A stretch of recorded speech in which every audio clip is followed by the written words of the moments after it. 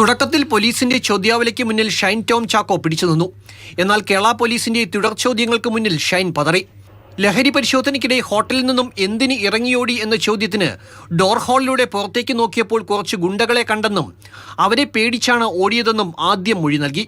പലരുമായും സാമ്പത്തിക ഇടപാടുകൾ നടത്തിയിട്ടുണ്ട്, ശത്രുക്കളുണ്ട്, ഗുണ്ടകൾ അപായപ്പെടുത്താൻ വന്നതാണെന്ന് കരുതി എന്നെല്ലാം പറഞ്ഞ് തടിയൂരാൻ നോക്കി.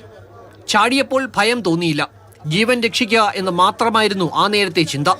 ചാട്ടത്തിൽ പരിക്കൊന്നും സംഭവിച്ചില്ല എന്നും ഷൈൻ പോലീസിനോട് പറഞ്ഞു.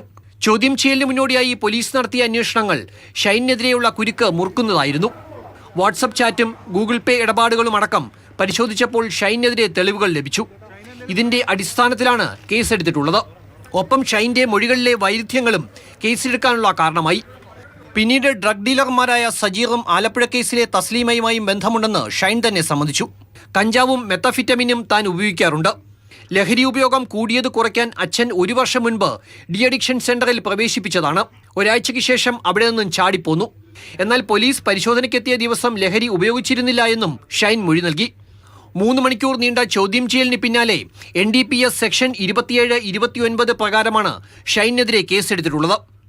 News desk, Mathrubhumi news.